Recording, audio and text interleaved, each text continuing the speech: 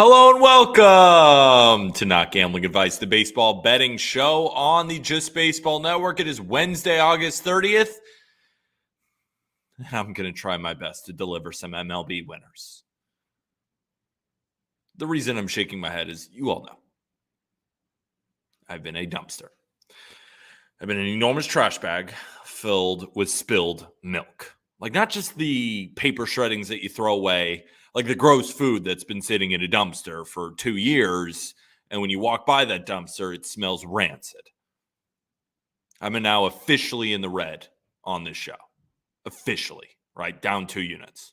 But thankfully, I got 2 more picks today. And again, this season ain't over. It's August 30th. It ain't October 30th. So let's make it up day by day. And if you don't want to tail, I more than agree with you. But at the same time, I'm taking them. And we're going to see what happens. But thankfully, we got plenty of other people coming on stream today with tons of picks. We only have 6 games tonight. But we got 6 to 7 people coming on with 2 to 3 picks each. So you're going to hear one side, you're going to hear the other side. And all of this is to give you the best bets possible. And of course, it's brought to you by the Pikkit Sports App. Producer Conan is going to drop that in chat. Make sure to download it. Sync your sportsbook using code Peter. And flash that leaderboard for us, Producer Cohen. If we could see that leaderboard, Javon is still in first. Gino had a rough day. Drops to 4th, but he ain't over yet. Ollie 1 unit vaults into the 2nd place. And Mr. Ben Carey now sits in 3rd. Not Major Matt is doing really well. DeGen is on vacation. Doesn't want it hard enough. Classic. And Jake Hazen took a little bit of a slide. And Nick is making his way back up. We're all golden. And if you can see something that we haven't seen in a long time on this leaderboard, I don't see anybody down 10 units or more. That's what I see. I don't see anybody in this competition down 10 units or more. The boys have been humming, and we're going to continue to do so. And it is all tracked on the Pikkit Sports app.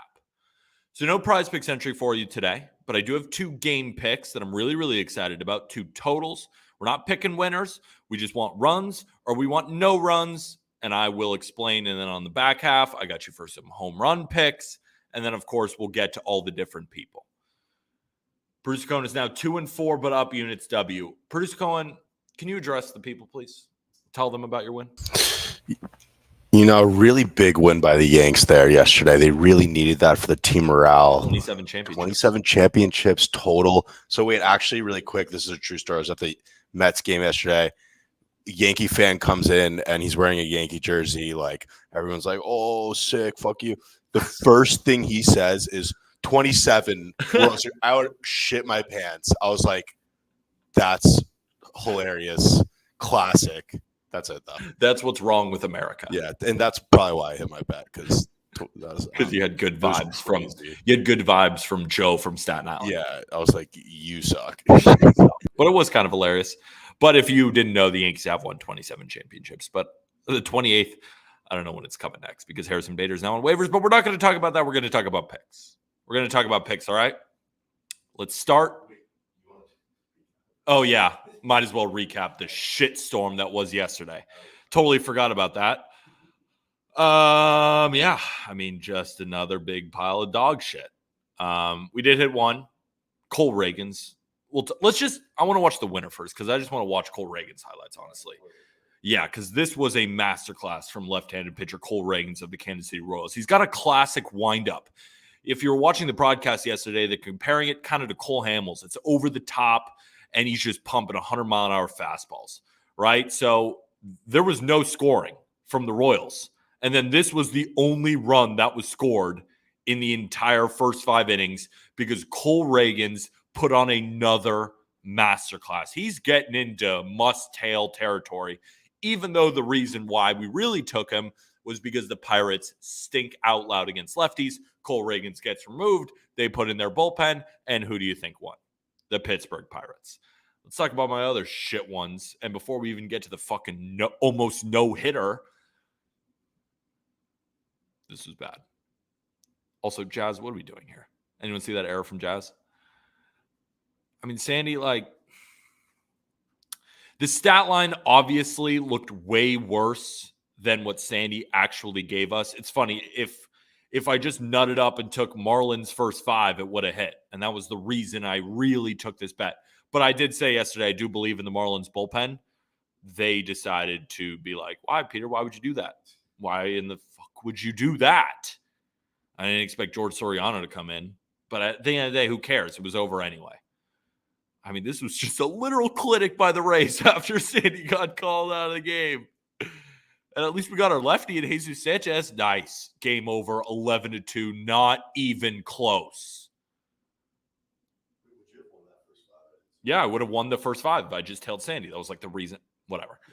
Let's get into this game. I mean, remember I was telling you about Alex Cobb regressing? God. The opposite of regress. So this was, oh no, I think we might have missed it, but it was a Casey Schmidt error, which potentially ruined the no-hitter. But how about this play? I mean, can we be better? Yeah. I mean, this was dinks and, can we be better than that? Can we be better than this, Reds? But that's what you get for betting on bad teams. You expect bad teams to play good baseball, but that's why they're bad teams. And they got absolutely diced by Alex Cobb. So we were just talking with Lance Brozdowski, really good pitching analyst. I guess Alex Cobb threw the most splitters in a start ever.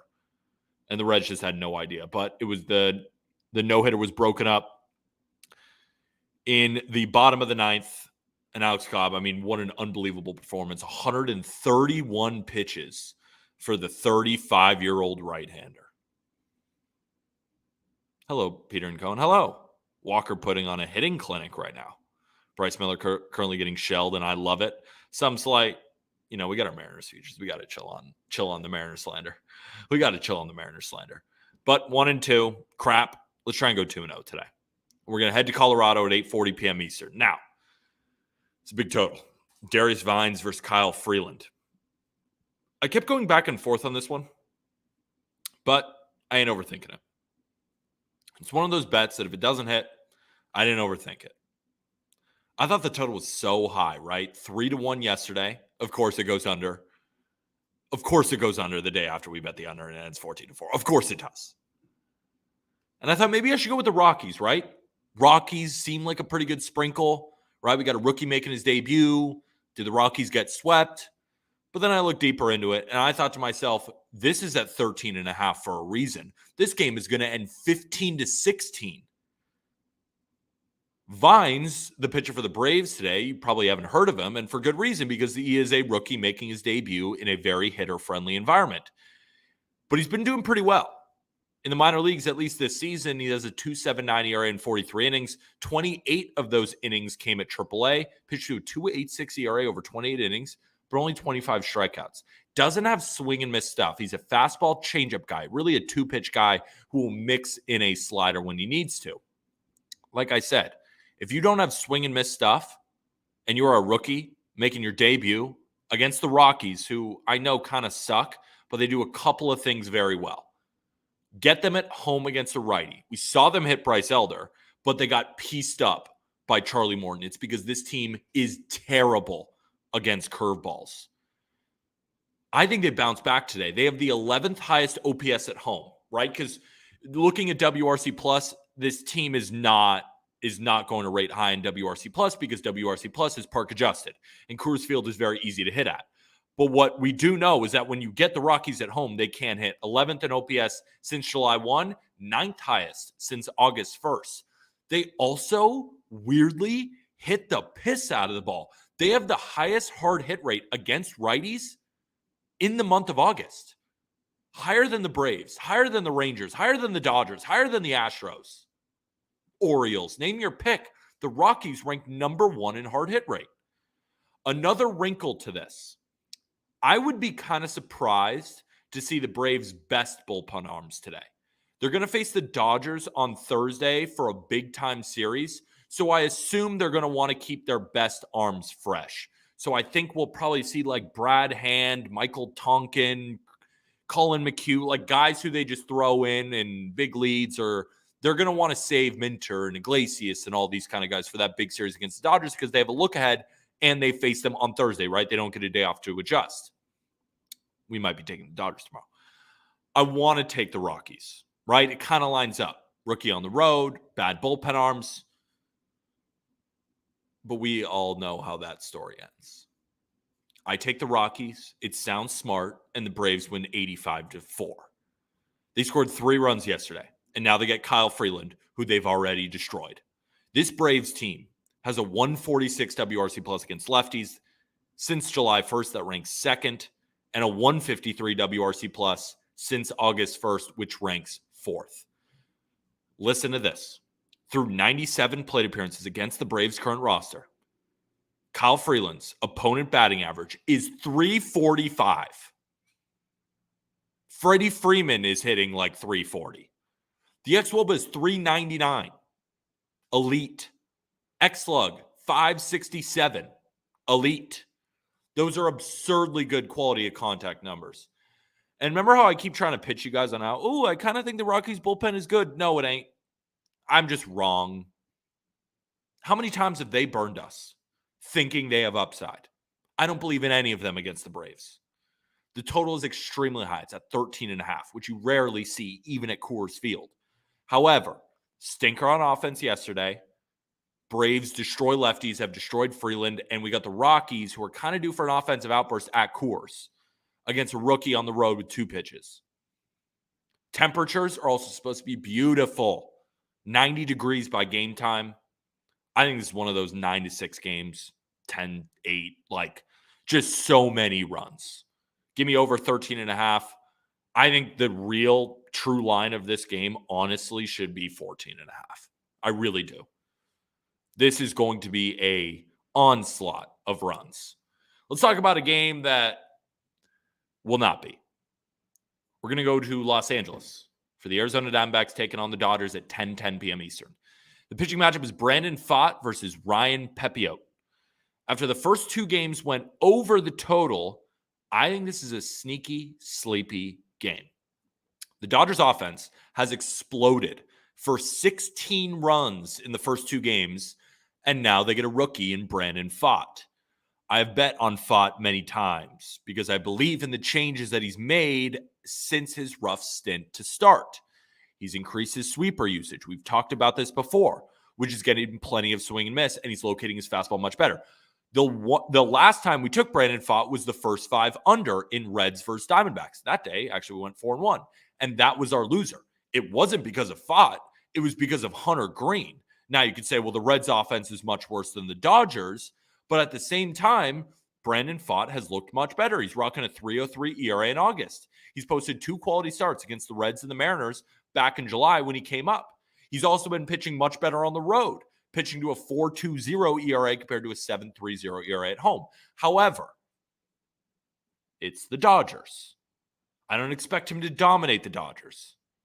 The Dodgers already saw him in August, right? That was his worst start. He allowed 4 earned in 4 2/3. Remember, that was at home, though, where he struggled the entire season.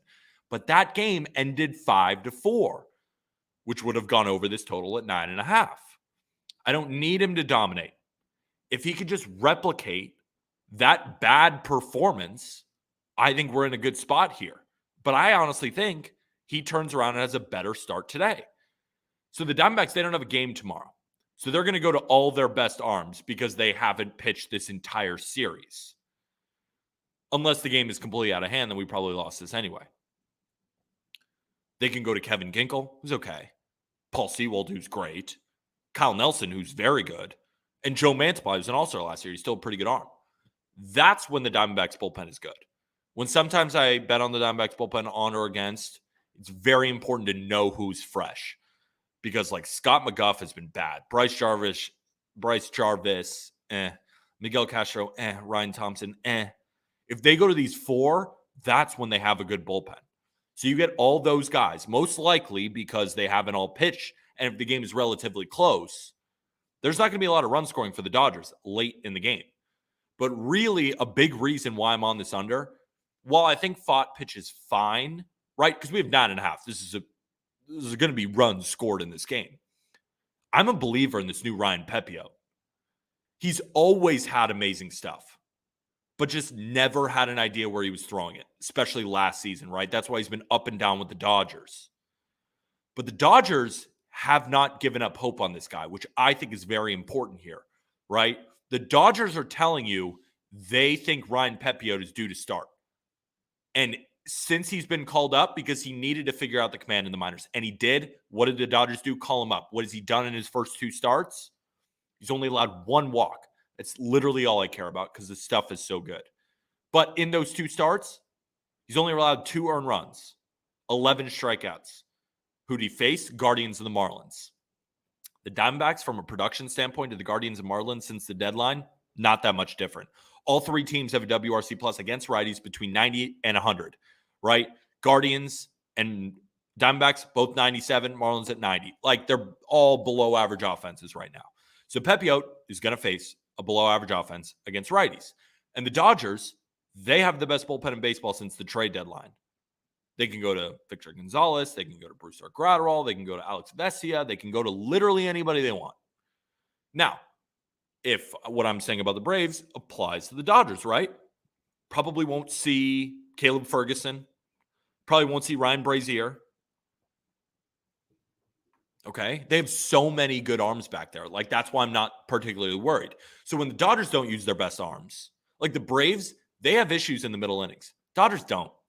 They're all of them I rely on, especially against a below-average offense. And if they start bringing in a bunch of lefties like an Alex Vesia or Victor Gonzalez, the Arizona's even worse against lefties anyway. They have an 84 WRC plus the last 30 days. I have this line at 9, and we're getting a full half run of value. The model has it at 8.5, so it's even more bullish on this than I am, or bearish. What is it? What is it going? Bullish or bearish? Bullish. I think this line is inflated due to the Dodgers offense right now, right? Putting up 9 and 7. But I believe in Fott combined with the bullpen arms to at least hold them to not a ton of runs. That's all I'm asking for here because I don't think the Diamondbacks are going to score much. Give me the under, down to minus 120. What are we looking at right now? 110? Good. That's what it should be. Okay, so the over moved 5 cents. This total has stayed put. But again, this total did open at 10 and move down to 9.5. I was just late. Wanted to see how it adjusted. Yeah, but he took an all line. So, yeah, we'll talk about that. So the pick is the under 9.5 in that game. Bullish. Thank you. Are the Mariners dead? No, I do not think they are dead. I know you probably want them to be dead, but they are not dead. Also, let's do a pulse check on Vladdy. Okay, 6-0. Does that mean he was getting hits? Please, Vladdy, please be a hit. Please be a hit. No! Did I see that Vladdy has struck out twice against Corbin?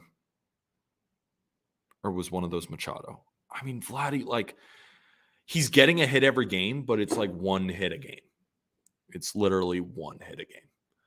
All right, home run pick time? Home run pick time.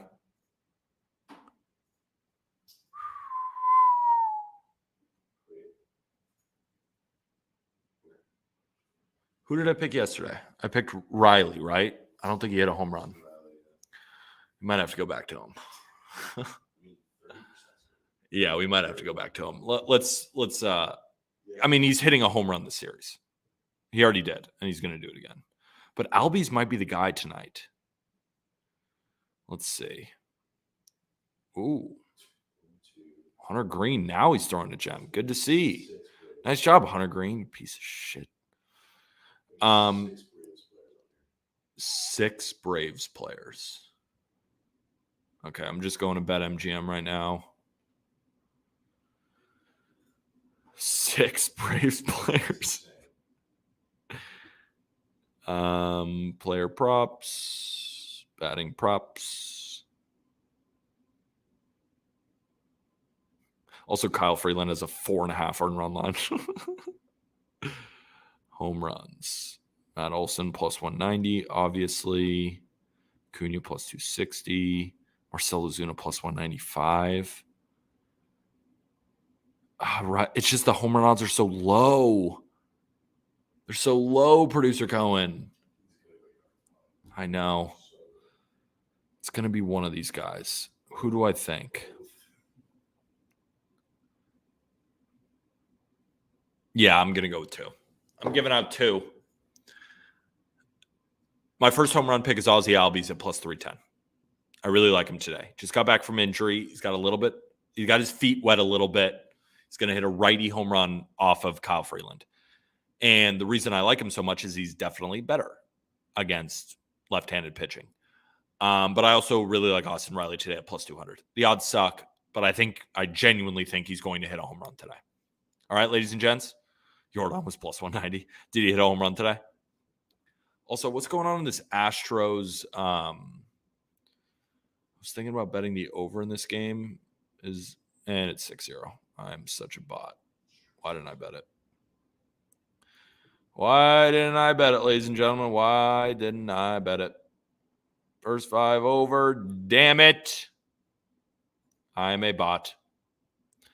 I am a bot. All right.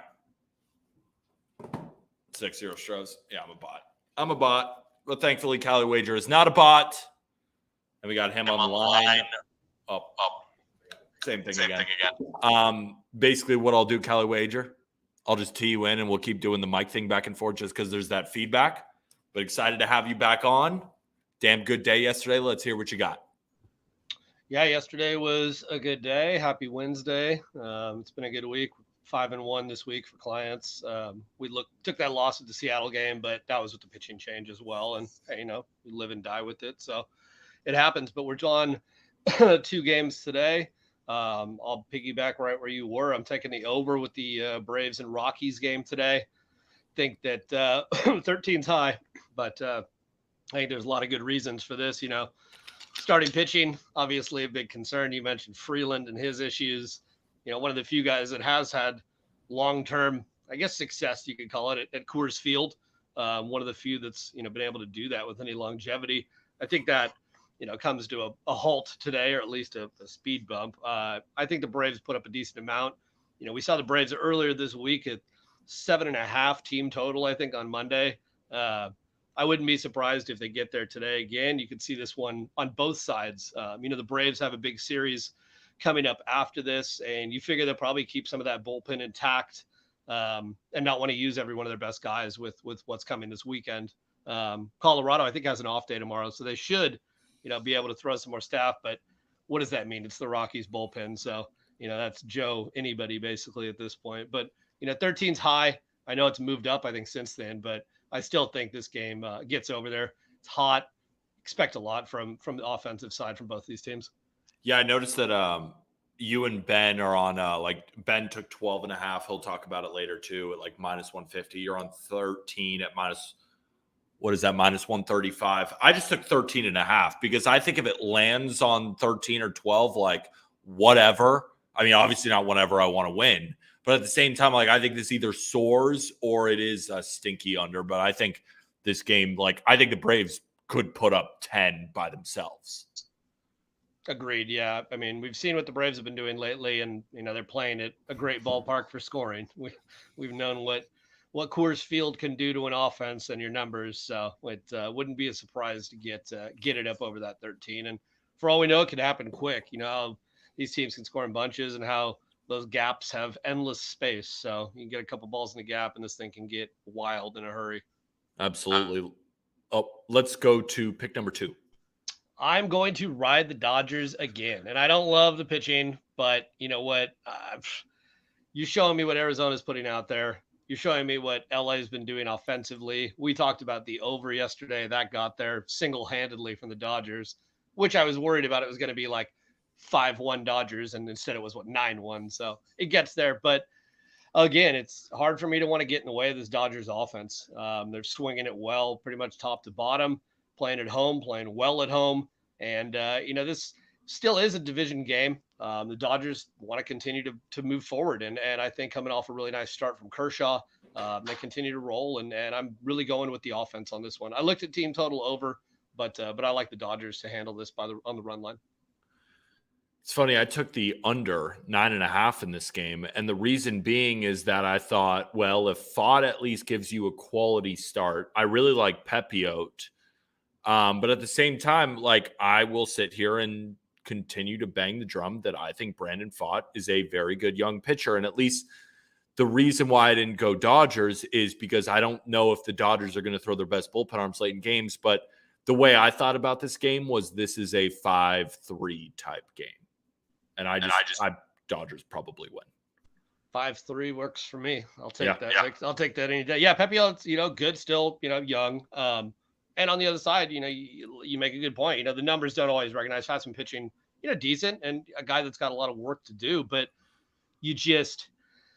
it's hard to say the what ifs when you're facing a Dodgers offense that is just murderer's row lately. Dodgers and the Braves have just been continuing to just pound the ball, and the Astros are doing the same thing right now. We had the Astros yesterday and 6-0 or whatever right now. So these teams are hot. They're staying hot. The weather's hot. So I like the lanes, and we're going to keep riding these same squads. We did it with KBO for a couple weeks, and find the hot hand. I'm just going to keep riding it. You know what I mean? The numbers sometimes go out the window when you're riding a team that's just absolutely on fire. Absolutely, my friend. And we got no more picks.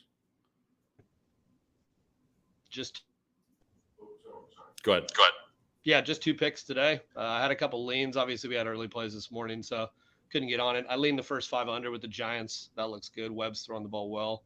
So, been good so far. MLB's, ending sooner than later, but it's been a really good second half for us. We're having a really good August, so it's been a lot of fun. Amazing, my friend. Good stuff. We'll talk to you soon. Just keep winning. All right? Appreciate you coming on. Sounds good. We'll see you tomorrow. See you tomorrow. What's going on here? If Fott didn't blow up in the 5th last time to Dodgers, he would have had a great game and a win. Agreed. I think he pitches well today.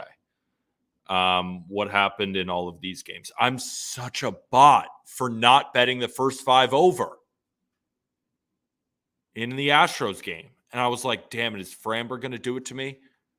But with that said, I didn't think that the Astros would score 6 off Cutter Crawford. I did not think that. But I am a bot. Oh, wait, do we have a Vladdy AB soon? Oh, Vladdy's up next. Wait, David Schneider just walked. Vladdy's up. All right, bring Colby on. Colby, before you give your picks, should we just sweat out this Vladdy at-bat? Every at-bat counts right now. Absolutely, man. Let's do it. Okay, I'm going to MLB TV. I just can't wait until what's the last day of the regular season? October 2nd, 3rd? I think so. So he now, after this game, he has 28 hits left for 28 games. But if he can get a hit right here, he pisses me off, dude. 275? He's hitting like 270. He's pissing me off so much because he swings at the first pitch every single time. He doesn't wait, and he just hits a 110-mile-an-hour ground out every time.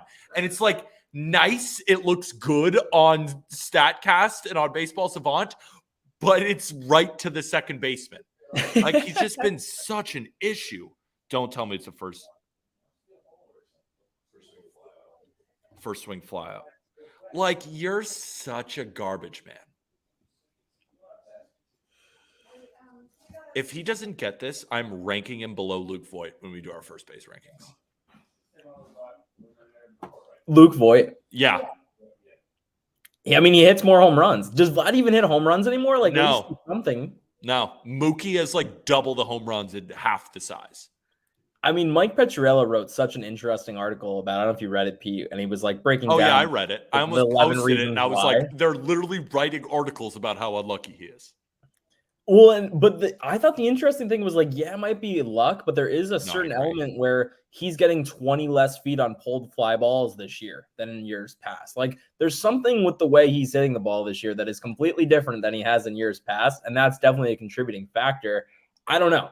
But they also did write about how they were in 2021 playing, split stadiums, right? They were in Florida and then Buffalo, and they weren't in Toronto. So that was interesting. He's a Dunedin merchant. I mean, who was – no, it was Rowdy Tellez was a Dunedin merchant. No, but literally Vladdy is a Dunedin merchant. He had 48 home runs at a Little League ballpark. Then he plays at actual big league fields. Totally. And he's not nearly as good. And this is now this is 2 years of data that we now have on Vladdy. This is not, this season. He went over his hits total last year, and I still think he's going to get there. He literally has to do exactly what he's been doing, go 1 for 4 every game. But that's the thing, though. I think he's on like a crazy hit streak because he goes 1 for 4 every game. I mean, what do you need him to hit? Like, if he plays in every game, what does his average need to be? He needs to get a hit every game. Okay. So, like, if he gets 2 hits in a game, then he doesn't have to get one in the next game. Like, sweet. But I can't get a multi-hit game out of the guy. I just can't. It's 1 for 4. But, like, he gets the hit that day. He's going to land on 163 or 164, and I'm going to have an aneurysm. That's what I was saying. Like, I think October 2nd, we're gonna be sitting down watching that Blue Jays game. Like, you're gonna need 1 hit. Yeah, and some fuck shit is gonna happen. It's gonna be like a hard hit ball to the shortstop, and like he beats it out, and they call it an error, or like some dumbassery. Oh, a scorebook would be brutal. It comes down to the scorebook operator. You might need to hedge Vladdy under half a hit last game. Oh, no, that's actually a fantastic idea. Yeah. Put like $4,000 on the under. They wouldn't even take your bet, dude. Yeah, I'd be like, look at the sharp better. What does he know? I'm like, all I'm doing is just hedging. Because if he gets 164 hits, Colby, like that entry is winning $6,200.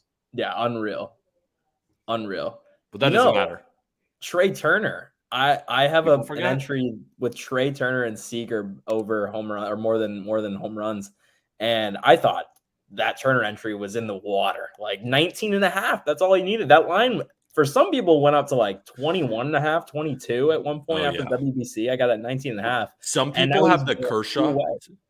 Two-way. Some people have the Kershaw line. Remember I put it under 165.5, dropped to 149.5. Wow. And it's still going to hit, I think. I think so. Because he's not getting the Ks in his last couple of starts, and he only has like 4 or 5 more left. So right now, he'd have to strike out like 9 per outing to be close. I don't think it's going to happen. No. Yeah. I'm going to double my money on my 6-piece entry for the year, and it's just such a sad reason why it's not going to hit for $12.50. I put 50 to win $12.50. Shane McClanahan was less than 3.04 ERA the entire season. In his last start against the Yankees, he gave up 5 earned over 4 innings and then went on the IL for the rest of the year. And in that start is when he went from a 2.94 ERA to like a 3.3 in one start. And that's what's going to end. I mean, I'm probably still going to hit 5 out of 6, so I'll double my money, but man. Yeah, that's the thing is too, like at this point, like I'm going to double my money most likely unless something happens. Oh, but it's a punch in the face. You're either going to double your money or you're going to like make so much money. Which would be amazing. But let's talk about your plays today.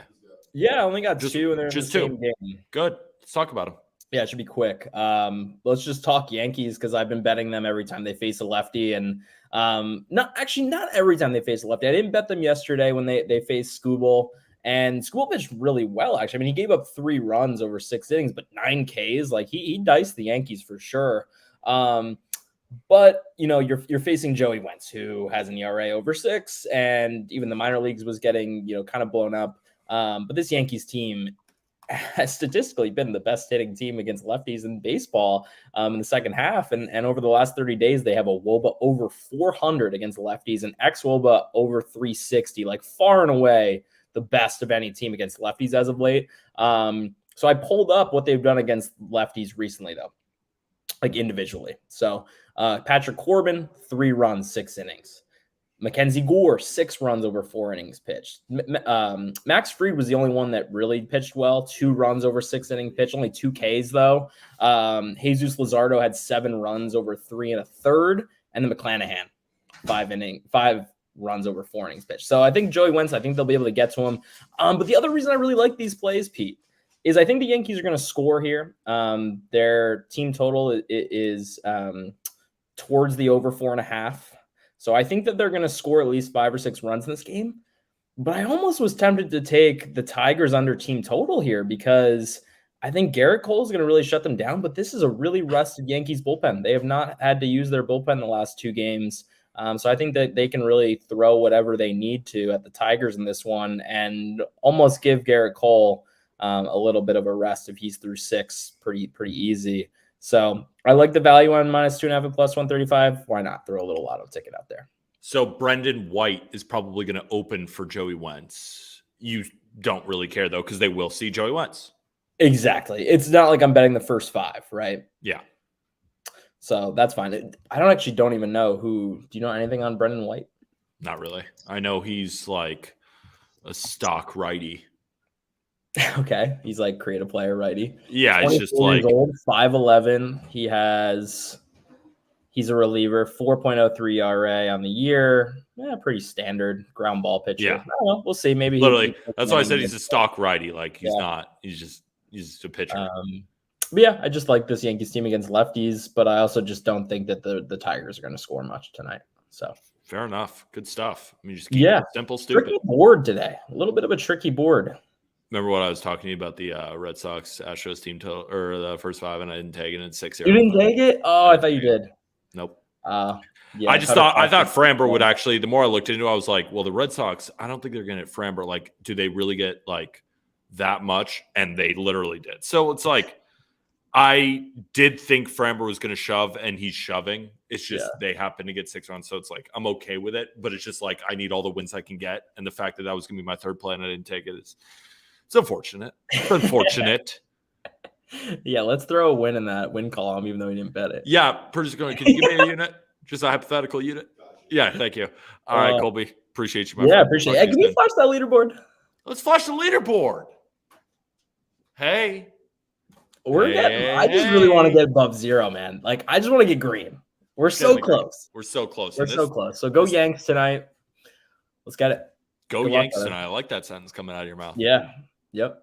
Yeah. Still going to finish in last, so I'm feeling good. All right. See you later.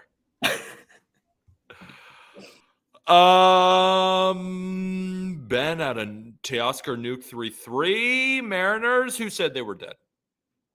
Who said they were dead? You can't overthink it. Just shoot from the hip, Peter. No, I agree. The reason I overthought it was I was like, Framber's going to pitch well. And like he is. So that's why I don't feel like a major bot. Even though, of course, like I didn't think the Astros would score 6. So it's like my read on the game.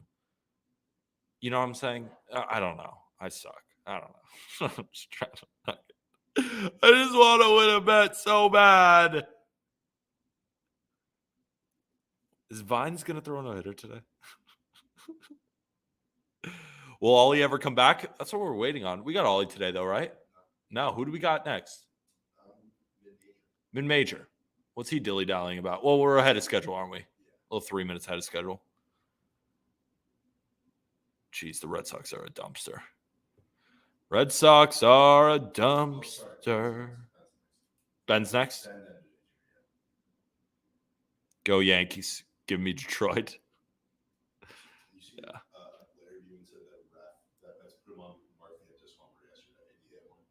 Ref that bets put you on Mark Viento's homer and it smacked. Had a baby. Ref. Peter, it might be time to shave that stash if you aren't positive today. It's not really that grown in, though. It's kind of just light facial hair. You know, Rome wasn't built in one day, but I agree with you. Something's got to change. What do you guys think I should do if I go over 2 today to change vibes? Give me some ideas. Are the Rangers winning today? Yeah, probably. A little expensive. I hate tailing Dane Dunning. Just shave you want me to shave my whole head? Hang it up. Nico, we don't need those vibes. No hat next stream. That's kind of lame. Dye the hair blonde. Just go blonde if I can't fucking win it.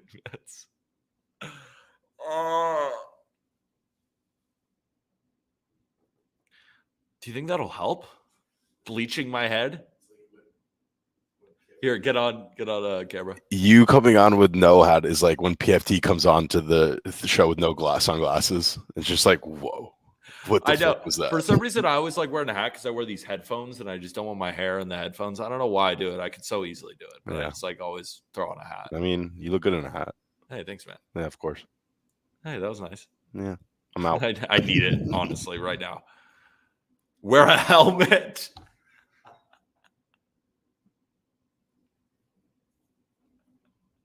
Should I wear a helmet next stream if I go 0-2? That is funny. Oh, yeah. Wait, let me go get it.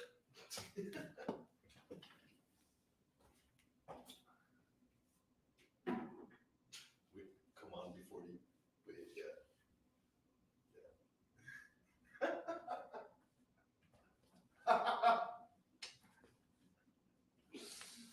Oh my god.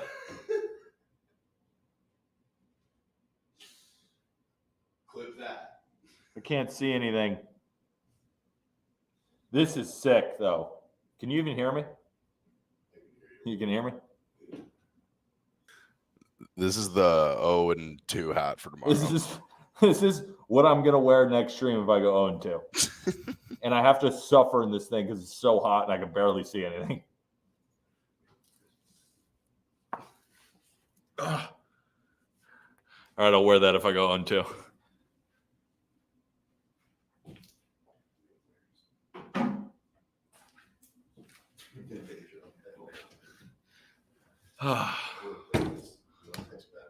Yeah, I'll text Ben. Ben, ready for you.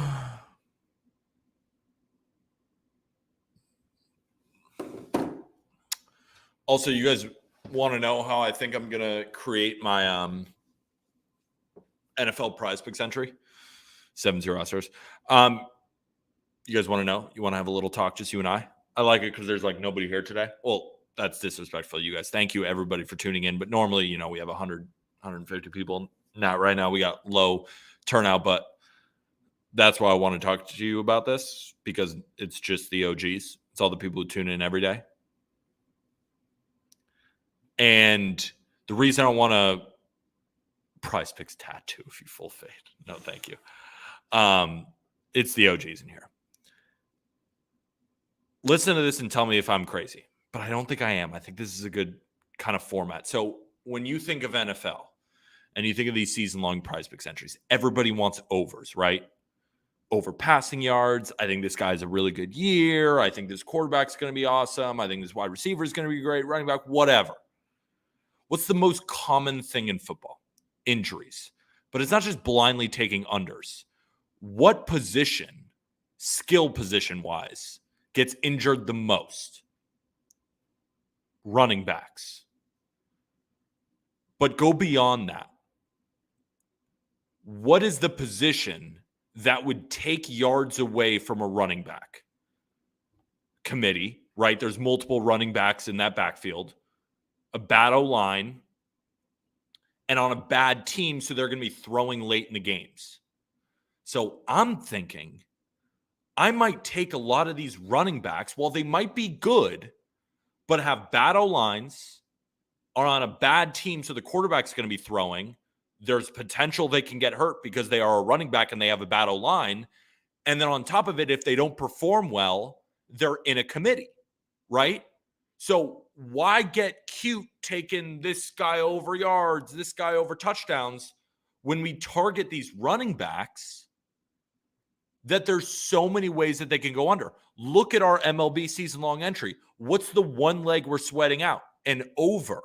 Overs are more fun, and when everyone goes to make prop bets, everyone bets overs. So I bet if you look at the handle at Prize Picks at these different sports books, what bets are getting under money? So let's be on some good unders. And here are some names that I thought of. How about Brian Robinson Jr. on the Commanders? Backfield, right? Committee. Antonio Gibson, Chris Rodriguez, bad O-line, bad team. They're going to be throwing. How about Rachaad White on the Tampa Bay Buccaneers? A lot of running backs. Bad O-line. Bad team. They're going to be throwing from behind a lot. Now, this one is kind of interesting. How about Josh Jacobs? There's other running backs there. He had about 1 billion touches last year. More likely to get injured. They have a bad O-line. They're probably going to be throwing from behind a lot of the game, probably putting him in the passing game. Give you another example. How about Raheem Mostert? Right? They got Jeff Wilson Jr. They have a bad O-line. They want to pass anyway, even if they're up.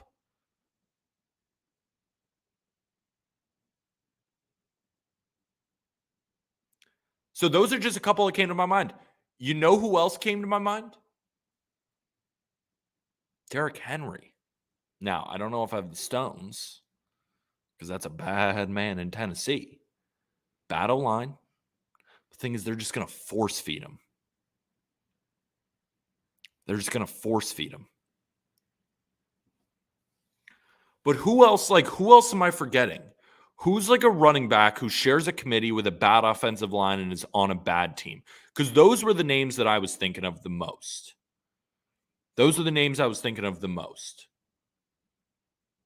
James Conner is a good one, and I looked at James Conner. His line is so low. His line is so low. Miles Sanders, Carolina O-line terrible. Don't hate that either. Najee Harris, don't hate that either. I don't think Samaje Perine even has a prop up. I don't think. Let's look. Everyone go on your. Let's do a little exercise before we wait for Ben and. Oh wait, I'll just text mid-major. Ready for you.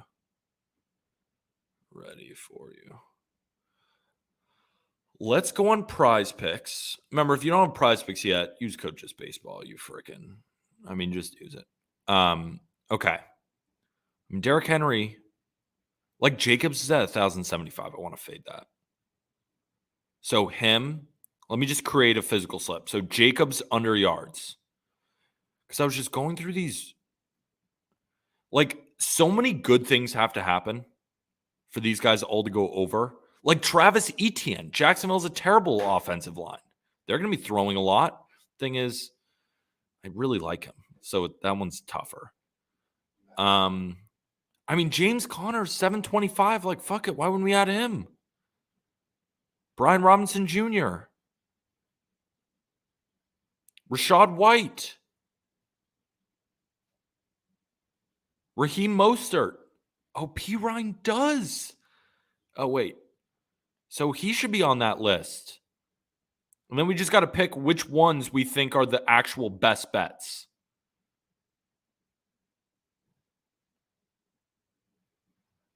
Okay. Jacobs is a free agent next year. He might ball out for a contract. But wasn't he a free agent this year and he just got signed on a one-year deal? Like, who would sign him? Thing is, does Madison even have a crowded backfield? Does he? And I think the Vikings offensive line isn't terrible. And they're probably going to win a few games. Like, I want shit running. You know what I'm saying?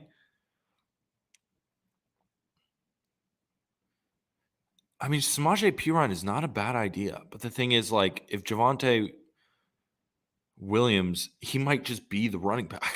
Like, I don't know who else they have. But, we got a lot of good names here. But what do you guys think about Joe Mixon? Bengals D is not great. They might have play a lot of shootouts. The thing is, it is kind of good, though. I feel like their defense, it is pretty good. The only reason I like that pick is because the offensive line isn't very good. But he's kind of the bell cow there. Pacheco for sure. Yeah. Thing is, Chiefs get up. He's their running back. That's what I'm saying here. Like, that's why I think like Brian Robinson Jr., Rashad White, Raheem Mostert,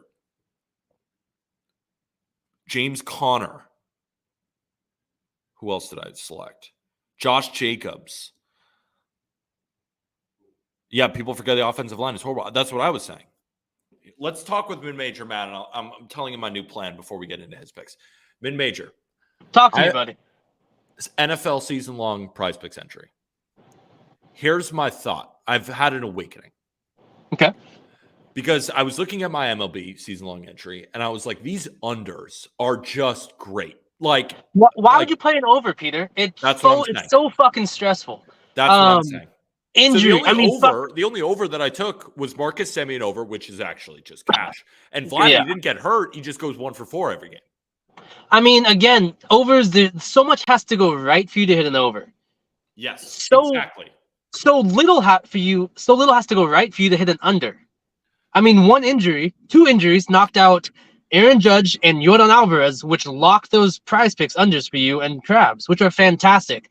I've been sweating my dick off having to watch Paul Goldschmidt 5 at-bats every goddamn game to get to 30. In 2 games, he's hit 8 home runs. I'm sorry, in 7 home runs. In the other 130 games he's played, he's hit like fucking 17. And it's fucking stressful, Peter. And it sucks. Play unders, man. Why would you play overs? I agree. They're more fun, sure. But people are the public, if you would, people who play with more fun money or who don't do as much research, they want to play it under because it's more fun. I absolutely agree. You mean an over because it's more fun? An over. I apologize. Yeah. Let me first of all stop apologizing. You're awesome. Shirt game week, personality game on fleek. I will not apologize for my shirts. I do apologize with the propensity at which I tend to talk with at times. Fair enough. Let me tell you my plan, and you tell me if I'm crazy. So we talk about unders in the NFL. What is the one skill position you feel like gets injured the most? Running back. Okay, we start there. So just unders on running backs. We should look at them, right? Because they have more. There's more likely they'll get injured. But which running backs are more likely to get injured? That's a unique question to ask. Could I'm not you sure. say the ones with the bad offensive lines? I mean, just more hits, right? They're going to take more hits. It's just I'm just talking about more likely. Like, what's a team more likely to get injured? It's a team like the Eagles' running back room is probably not going to get injured because they have the best offensive line. The worst offensive line, like, think about it. I'm just talking about like literally percent chances.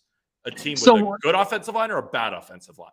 Bad offensive line, of course, Peter. So I will, if I could add, my favorite play is Brian Robinson under. I locked it on Prize Picks. I have it in a straight bet, which he has a bad offensive line.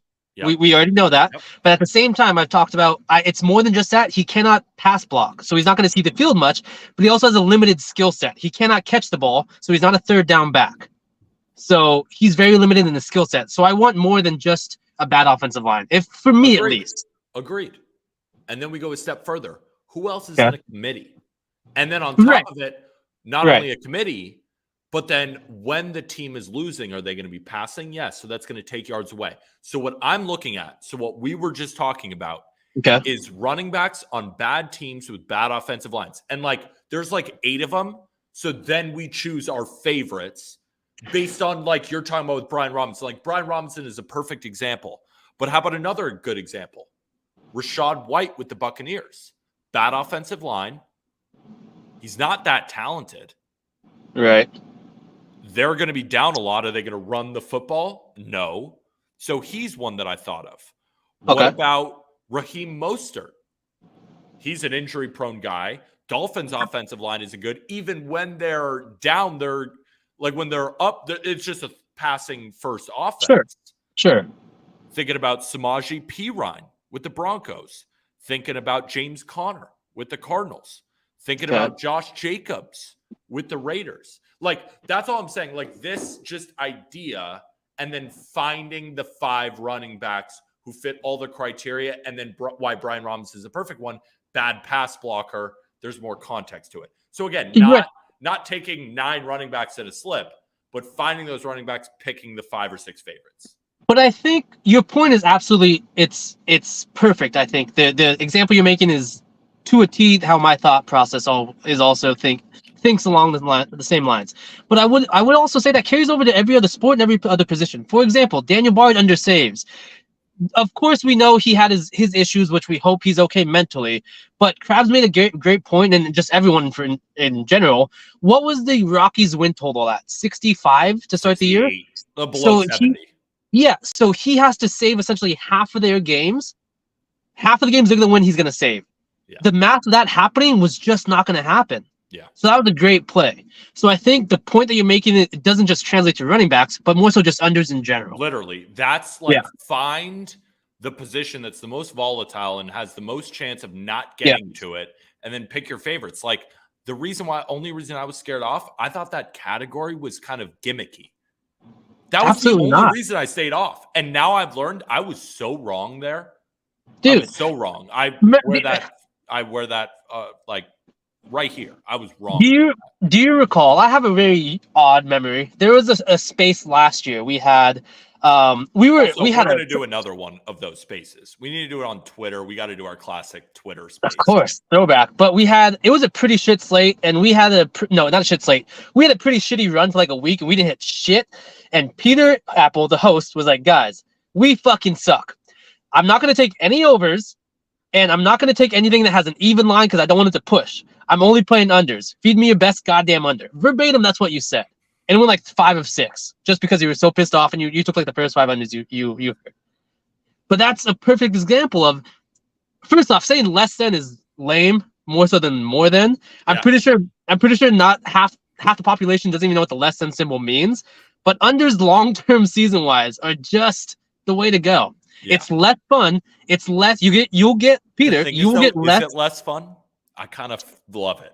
Like sweating out them not to do something. For people who are sick in the head, it is less fun. Okay. People who have bet every 162 games of the MLB season, it is more fun.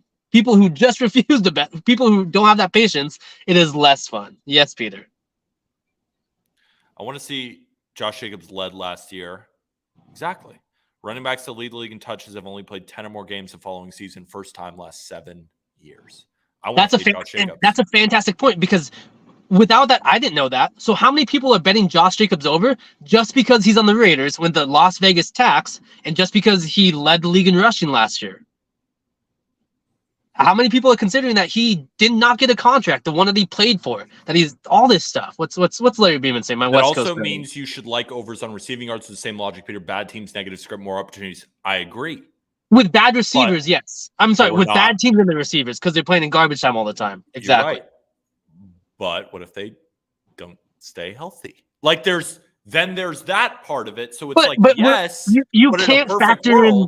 Yeah, you have to factor an injury. That's the reason I took Jordan Alvarez under, and it's hitting. Like you got fucking lucky, Peter. Peter, you got lucky. He got injured. I get lucky. You got fucking lucky. He got injured. You cannot tell me you planned for him to get injured. If you did, that's bad capping on your part, Peter. I'm gonna be honest with you. If you played a play because you hope that he was getting injured, that's a bad play, Peter. I'm gonna be honest. Okay, well it's hitting, so bad play, whatever. Second of all, the reason I played it, and I gave it at the beginning of the year, and I gave my pitch, I said Jordan Alvarez was going into this season with a hamate bone problem. Hamate bones directly hurt your power output in baseball, right? A lot of them get it removed because it nags at you. It hurts your grip strength. So he went in without a spring training. On top of it, he was a primarily DH, right, with Michael Brantley there. Michael Brantley hurt. The Astros said, we're going to play you a lot more in the outfield. So it was a two-pronged approach. He has to set his own record for home runs and stay healthy all year while transitioning over to a new position, which he's not exactly used to, and then coming into the year with an injury. And by playing more in the outfield, it opens you up to more injuries. Did I plan exactly on him getting hurt? No. Did I think it was likely? Yes. Did it happen? Yes. So everyone keeps saying I'm getting lucky. Like, do we remember why I pitched it? No, of course. I'm not saying that you're getting lucky. You're not getting lucky because he happened to he got injured because the research that you did. But I'm saying if the point you're making is that it hit because he got injured, that's luck. If that's a pure, that's not what I did. Pure hope, right? That's not what you did. But if you're going to a running back, for example, trying to take an under, or a receiver trying to take an under, and saying, "Hey, this guy's old. He hasn't gotten injured yet. He's probably going to get injured because his team's bad." That's a terrible way of thinking. There's a lot more research that you did. Props to you. I mean, Aaron Judge was a fucking donation, Krabs. I'm sorry, but he ran into a fucking wall. So well done. That was. But the thing is, that's why I don't think it was a donation, because, like Krabs said, like he's a guy who's injury prone. He could get injured again. Like he ran into a fucking wall. He's been fine. All I'm saying is green is green. We can talk about bad bets. Right. Good bets. Okay. That's why I said taking a wide receiver over on a bad team. Yes, it sounds good in theory, and it matches exactly what I'm saying. But there is also the chance in the most high contact sport that a guy gets injured, and I don't want to be on the same side of that. That's why I'm agreed. That makes complete sense. I took Brandon Woodruff over 180 strikeouts. He's going to DNP, but let's just get straight to your plays because we've done enough. Miami first 5 money line. Why not? Man, I told you that I liked the Rays yesterday. I did not bet them. You were on the Marlins, and I have a better baseball brain than you because you said the Marlins bullpen is good. And what the fuck did they do? They killed my under. They made me lose 3 units, and I lost my play. You're So correct. Peter, I mean, if you could switch out with Jack Cohen at some point or Aaron McColby, please, by all means, it's about time for you to do More so. than fair. More than fair. I'm just gonna sit here But- and take that. I agree. But man, everyone's going back to the Rays today. On Pikkit Sports, the partner of this wonderful stream, all the bets. The first bet on the board is Rays money line, and that's across every major line site that you'll see, and yet that line is dropping to the Marlins. No, yeah, Jesus they'll win Luzardo, today. They'll win today. I bet them yesterday, which means they win today. Jesus Luzardo has been god awful. He was good his last start, but he had I think a 7 ERA, 8 ERA now, included with his 6 innings, 0 earned runs pitched his last start. He has like 8 ERA in his last 3 starts. And why not? Would that not continue against the Tampa Bay Rays team who's continually get hot? So this is not a baseball reasoning because the Rays absolutely killed the fastball of late. They absolutely killed the slider and the changeup of late, which are his 3 main pitches. This is more just line and the value, I think, because you're telling me on Prize Picks, Zach Eflin has a lower fantasy score than Jesus Luzardo. You're telling me Zach Eflin has his hits allowed are juiced to the over more so than Jesus Luzardo when Eflin has been great of late, in the overall long term, and Jesus Luzardo has not. I don't buy it. Everyone jumped on Sandy yesterday. All the sharp bettors. That's what the sharp money looked like, and his lines definitely looked great. He did not pitch well. And I think that money was. He actually did pitch okay. It's just the Marlins defense was horrible. Like, a lot of blue hits. No, but I lost the bet. I'm not trying to say that I was right. Sure. I'm just saying that, just in a baseball sense, I still think he pitched fine. But okay, that's fair enough. I did not watch every pitch, so I don't know that. So I'm not going to try to argue with you. But I will say is Jesus Luzardo, Sandy has a 50% ground ball rate, and the Rays just took advantage of it. They hit it hard as fuck on the ground, and they took advantage of that defense. Jesus Luzardo actually is a decent fly ball and line ball pitcher, which tells me in one of the worst hitting conditions with the humidity, or you notice how dense the air is in that Miami dome. I don't know if they can score well off of him. With the total still being at 7.5, with the money dropping to the Marlins, it's telling me that the books respect the Marlins money and they do not respect the Tampa Bay Rays money. And I want to take it early because I do not like the Marlins bullpen. I don't. And the Rays have a day off tomorrow, so if and when Eflin sees any hiccups, they will not be short to pull that trigger on him, to pull that leash. I'll say. Fair enough, my friend. That's my play. Yeah. Again, this is kind of correlated the first step in Luzardo strikeouts. The Rays, I think, just whiff a fuck ton today. It's not anything again that they don't see his pitches well or from the left-handed side. It's just more of a gut feeling, which at times you just have to go with in gambling. It just seems like a day where as his 30% whiff percentage in Luzardo and has as how should I say this? As aggressive the Rays bats have been lately, I think he can really take advantage of it. So I think his strikeouts are a good look. And Corey Seager, I mean, he's just, why not? The Arsenal, what's his name? Wimes? Who is he facing today? I forgot his name. The Mets pitcher. Who is? Oh, Denny Reyes. Yeah, I have no idea who the fuck that guy is. So I imagine it's a bullpen day. Stock righty. He throws like an 89 mile per hour fastball. If Corey Seager can't produce off of that and produce off of Mets bullpen, who's just dog shit, that's on me. It's on him. Yeah, it's on Corey Seager. But I'm willing to pay money to back Corey Seager. Probably, who should be, outside of Shohei Ohtani, probably the best pure hitter in baseball right now. Bar none. You think Ohtani's the best pure hitter? No, I was gonna say MVP, so I misspoke early, but I think honestly best pure hitter is Corey Seager in the AL without a question in my mind. It's a good argument. It's interesting. Yeah, I mean, if you take away his injuries, which you can't obviously with his stats, he's having the best season. I don't know if he's a better pure hitter than Jordan. This year, I would argue. Oh yeah, that's what I'm saying. He's having a better year. Just as of right now. Yeah, then you're right. Yeah. But if Corey Seager can't produce against the Mets bullpen, which with a 9.5 total when the first 2 games went under, I'd like it to go over. And I think Corey Seager's in the middle of that production. And I think Luzardo just has a day to where they are at least tied at worst. The Marlins against a Rays team, I think everyone's going back to, which I don't think is a spot to. Not a splits WRC WOBA play. It's just a pure line kind of movement and reading for me. But at the same time, really quick, Peter, I just want to be transparent with if anyone does actually follow my plays, which I don't advise you do. I have 3 units for this stream, but I do have $500 of my money, which is 1 unit for me. So if you feel as if I misled you or if misinterpreted, that I'm placing 3 units of my own $1,500, I am not. This is a 1 unit $500 play from me.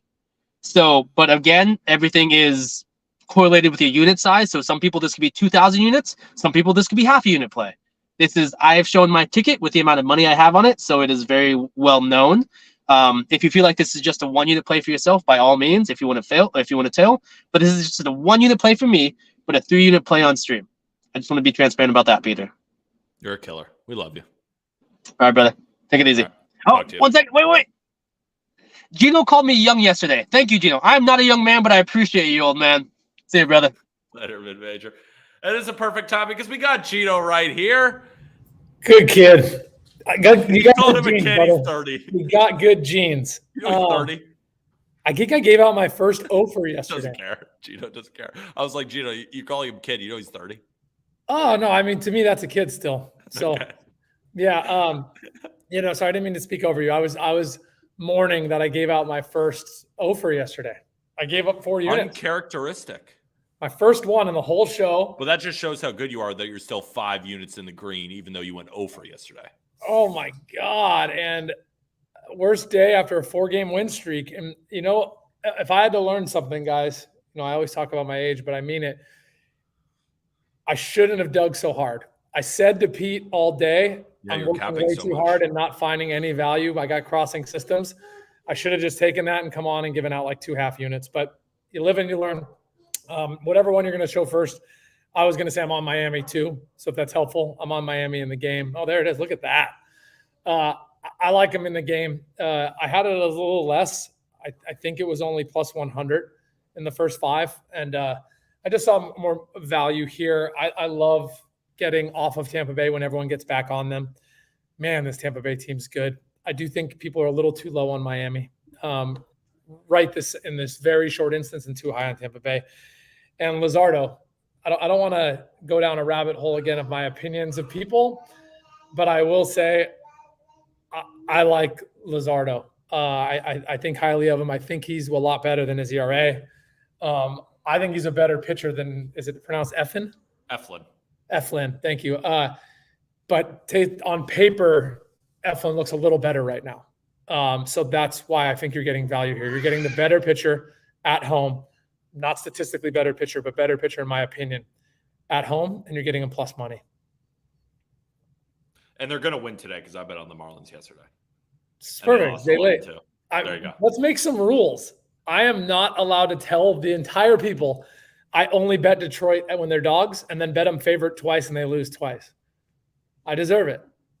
I deserve that. So, Gino, but remember we were saying in the group chat, I think there's a possibility the Tigers win the World Series next year because everybody who has a model keeps seeing value on the Tigers and they keep fucking losing. Like there has to be something there where then next year they actually go 162 now. Because you're not the first person with a model. Like I've talked to other people who say the Tigers have been their worst team this whole year. I'm the same way. I think you've been the same way except for Giolito. But like I think that's like they have to win the World Series next year. Or like we all have to throw our models out the window. Speaking of, I love the video you made educating on how it takes place. Do you think the bad teams grab these good players, or does this all these players that got released go to playoff teams just because of how it's structured? Think about it. If you're the Washington Nationals, what's the point of paying a guy $2 million for a month left of your season? For him to then hit free agency. That my question was, do any of them have 1, 2, 3 year deals? No, they're all impending free agents. That's the reason so there why is they're on no waivers. advantage. Yeah. Okay. Like they wouldn't put someone on waivers with more years of control left. That answers that question. How many plays did I give you today? Like 4 or 5? Yeah, we have 3 more. So 2 Cool. more after this Mets one, which is Oh, an man. interesting play. This Mets play. This is the biggest Fade the Public play of the day. I want to say it's 90% of the tickets and 86% or 82% of the money's on Texas. The line, I don't even know. They must have switched pitchers or something because the line jumped erratically where I almost had to wash all of that. But all I'll say is from an EV positive perspective, that is all this play is. It's just an EV play on the Mets. Where was it? Who am I getting? I'm getting Reyes, right? Dane Dunning versus Denyu Reyes. Yeah. So completely disgusting, right? Dane Dunning, I'm not a Dane Dunning guy. His stat sheet looks pretty good. Yeah. This is just an insane public play on Texas, and the line to me screams the Mets. Fair enough. No, and it's a half a unit, guys. Not a lot of confidence here. This is arguably my play of the day for all of you that know Sharp Money. Him and I send our plays of the day today. We were both on the Cubs, we were both on Minnesota, and we were both on the Royals. I think Minnesota should have won. I got my. What happened to Minnesota? They were up 2-0 and blew it. Up 2-0 in the 8th, and then they gave up 1-1 and then 3. And over. The Twins, the way Rocco Bell. Wait, I just want to see. Yeah, I want to see who Rocco Baldelli just put in the end. I bet. This I went Jack Steelbar, Duran, Pagan. Okay, so his best guys, and they just got hit. That's it. Yeah, they let me down. I also had another play. So Minnesota, you guys missed a loss there. You missed a win in Chicago. I also really liked the over in Cincinnati, Chicago SF. That's losing. So be glad you missed that one. But I'm not betting big today, guys. So, but Royals, I almost bet Pitt yesterday. And I got scared because the line was so big. I was like, someone smarter than me knows something. Should have bet Pitt. They came back and dominated. Not making the same mistake today. Royals home, even money. No question for me. Fair enough. But Cole Reagans isn't pitching for the Royals, so. No, he's the guy I hit. I went 1-2 yesterday, and my only bet was Cole Reagans. Have you seen him? Do you know who that is? No. Just when you have some free time, just go look up highlights of Cole Reagans. He's going to blow your mind. Okay, I'll take a peek. I needed to ask you another on-the-spot question. Yeah, what's up? Do you know how many people have blown a no-hitter with 2 outs in the 9th? I don't have the number. No. It's a pretty shitty club to be in, right? Yeah, like there are multiple. I mean, do you remember Andres Galarraga? Remember when he had a perfect game going and Jim Joyce, the umpire, called the guy safe when he was clearly out and there was no replay system? That's how he lost the perfect game. Perfect game, Gino, was an umpire bad call on the last out ground ball to first baseman. I think that walk on the second to last batter yesterday was a bad call. It didn't blow the no-hitter. The next batter did, but that would have made it 2-2, and it was 3-1. It would have made it 3-2. So one strike away from losing. Instead, walks the guy's still second. We were texting too. We were both on Reds last night. We were kind of like, I kind of want the no-hitter, just be like historic. I remember last year, Gino, I had Rays money line against the Angels. The Angels won 11-0 and Reed Detmers threw a no-hitter. Oh my God. Yeah, it's a good way to win a bet, but I feel like I lose more the other way. I feel like it's the other side that I'm always on. What else did I give you guys today? That's it. That was it? Okay. Keep it safe. Because you had a lot of morning plays that are not. You made a good video yesterday. I think it's a good video for you to make. I just want to feed you. You don't need my help with social media, but I'm going to feed you anyway. Like a little clip of how many guys have blown no-hitters or perfect games with 2 outs. It's a pretty shitty club to be in. Yeah, that's I just feel bad for Cobb. I'm like, I felt his age. I'm like, he's probably not going to ever get that far again. Yeah. He might not even get past the 6th of the no-no again. Just a shitty feeling. He seemed upbeat about it after, but I felt bad. I'm going to look into that video. That's a great video idea. I appreciate it, my friend. It's a shitty club. We got to make a name for the club. We'll think of a name. Gino, later, brother. Talk to you soon, all right? See ya. All right, ladies and gents. Gino, sorry, I just looked it up. It says there are at least 70 known cases where that's happened. 13 were potential perfect games. Shut with 2 outs in the 9th. Yeah. That seems way too high, but I believe you. So Yeah. thank you, producer Cohen. So, Gino, what I'll do is I'll be like, I'm going to preface this video. There are 70 instances. This is going to be a 30-minute video. Let's go all over. That might be like a good like podcast episode idea more than like, or just pick the 5 craziest. Best to worst. You got the worst one. If an ump takes it from you, that's the worst one. Yeah. If some guy just straightens you out over center field, that's on you. He hit the ball pretty well yesterday. He blew that no-hitter. Yeah, he did. Opposite field. It was nasty, but appreciate everyone. All right, my guy. Question in chat. When is the season-long NFL Prize Picks entry dropping? It's funny you're coming in, Aiden. We were just talking about how I'm going to craft it. We were just talking about that. You missed it, Aiden. But just to give you a short review, I'm thinking about taking unders, and I want to find running backs, most common to get injured, with bad offensive lines on bad teams, right? Because game script. What are they going to do when they're down? They're going to throw. They're not going to run. And find guys who are in committees. Examples, Brian Robinson Jr. on the Commanders, Rashad White on the Bucks. Josh Jacobs is kind of an example of that, but he got like 1 billion touches last year. More likely to get injured, right? There's other guys. I would have to go back, but like that's where I'm leaning to. So but it'll be out soon. Let's go to RM Layton. RM Layton, you know what not a lot of people are talking about? My heater? Your fucking heater. Yeah. Now he's still down. But at the same time, but at the same time, we were down 20. Yeah, like a week ago. We were down 20. We cleaned plus 9.2 units, and then something like almost 10. And then we cleaned another 3 or 4 yesterday. I mean, I haven't seen Big Will balls in a minute. Have you? Yeah, no. He's been hiding. He's down 12 units in the last 2 days. Yeah, that's facts. If he's actually fading it, he's getting hosed. He's down 12 units, RM. But he didn't fade those. Like, that's the people always say, like, oh, I've been fading your plays. But then, like, when you win, they didn't fade. Like, they only fade the losers. They're perfect. Yeah, of course. These faders are amazing at doing it. They know exactly when you're going to lose. It never fails. So I just realized the Giants-Reds play wouldn't be eligible for the stream, right? Nah, unfortunately not. Probably smacked. You just got one play, right? I got 2, right, with the Pirates. Yep, I got 2. Yeah, let's talk about it. We'll go Mets Rangers over first. And this was a weird one because like I know the Rangers have been a little bit shaky lately. You know, I know they're kind of falling off a cliff, but this is where I really feel like they're going to absolutely come back to life here. I don't know if you've seen much on Reyes, who's throwing for them today. Stock righty. He is as stock as it gets. Denyi Reyes, his number one issue has been giving up home runs. That's in AAA too. Over his last, let me cue it up here. Over his last 4 AAA, oh my God.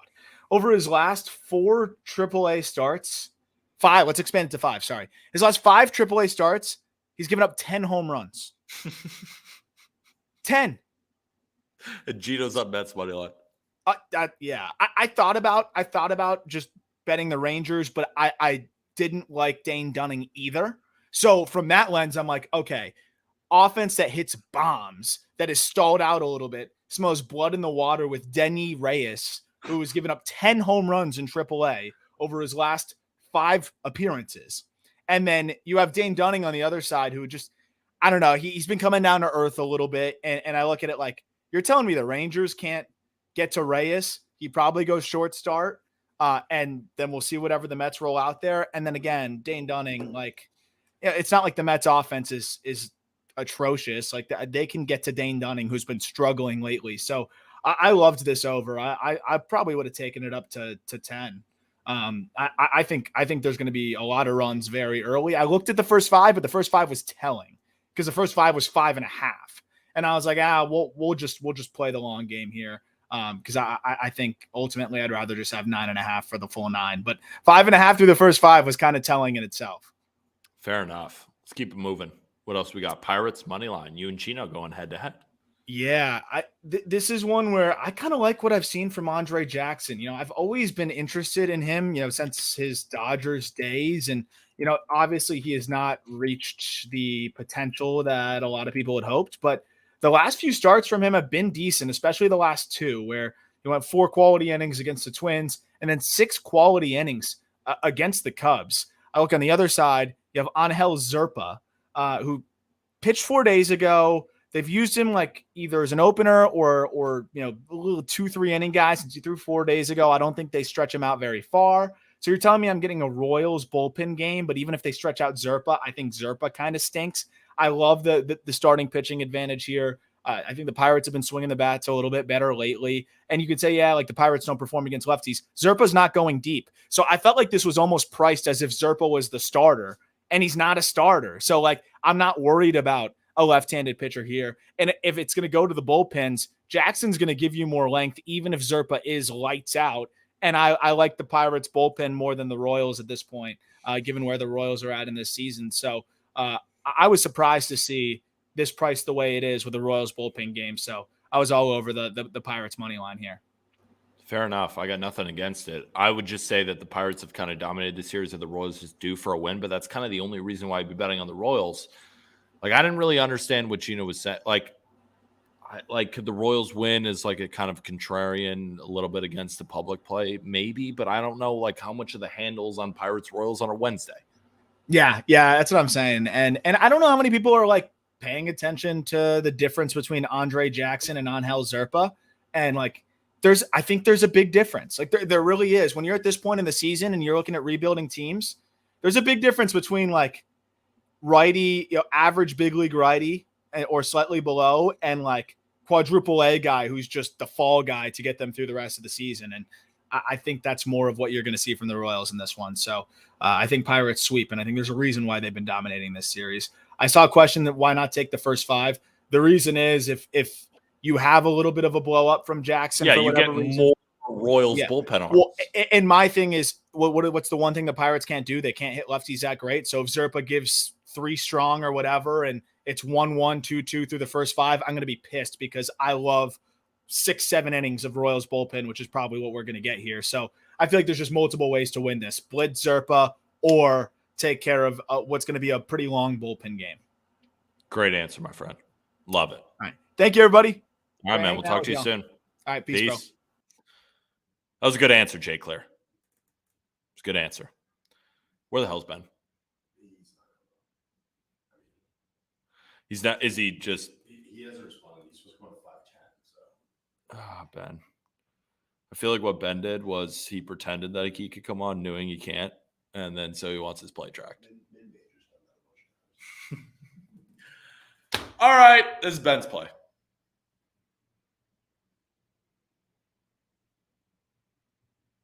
He's on the same one as me. Rockies -1.5. Why not? I mean, I don't hate the Rockies today. It's just the thing is the Braves are going to put up 8, so the Rockies got to put up 10 to cover this, I think. I mean, I love these plays. I love them. I can pretend to be bad. Shout out Capwise Nick. Ladies and gentlemen, that'll do it. Shorter stream, right? We won't be on tomorrow. I'm going to do this on TikTok Live. There's only 4 games tomorrow. So I'll be doing a TikTok Live instead. So catch me on that, breaking down the last 4 games. And then Friday we're back because we got a full slate. But Thursday there's only 4 games. Love y'all. See y'all tomorrow. Prize Picks entries coming soon. The NFL season-long entry. You can say what you want about my MLB plays this season, and you'd be right, but you can't say that the futures market ain't mine. All right, ladies and gents. Thank you, Producer Cohen, per usual. Killing it. W gambling advice, not gambling advice. Should we raid? Let's raid Ref That Bets. He gave people Mark Vientos homer yesterday. Maybe he's got another one. That was crazy. Yeah. Mark Vientos home run. Why not? We'll raid Reffington. All right, guys. Have a great rest of your day, and we'll talk to y'all soon, all right? Not gambling advice, though. W stream, WU. WU. Peace.